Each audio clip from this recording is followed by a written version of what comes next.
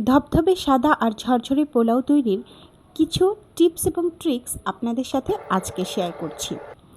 পোলাও রান্নার ঠিক 30 মিনিট পূর্বেই আমি পোলাওয়ের চালগুলোকে খুব ভালোভাবে কচলে ধুয়ে পানিতে ভিজিয়ে তাকে 5 মিনিট পূর্বে পানি ঝরতে দিয়ে রাখি। এবং পোলাওয়ের রান্নার আরও একটি ট্রিক্স হচ্ছে এই শাহি জিরা। পোলাওয়ের চাল ভাজতে ভাজতে এই শাহি জিরা অ্যাড করলে পোলাওয়ের যে সুঘ্রাণ এটা বহুগুণ বৃদ্ধি পায়। পোলাওয়ের চাল ভাজতে ভাজতেই আমি অ্যাড করব কাঁচামরিচ এবং কিশমিশ, যা আপনার পোলাওয়ের স্বাদটাকে বহুগুণ বাড়িয়ে দেবে।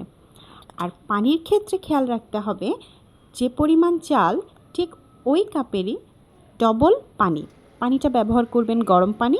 আমি এখানে গরম পানির সাথে রেশিও হিসাব করে দুধ দিয়ে থাকি, যেমন 4 কাপ পানি হলে 3 কাপ সাদা পানি এবং 1 কাপ গরুর দুধ। তাতে পোলাওয়ের রং ঠিক থাকে, একদম ধবধবে সাদা। রেসিপিটি ভালো লাগলে একটি লাইক, কমেন্টস এবং ফলো দিয়ে পাশে থাকবেন। ধন্যবাদ।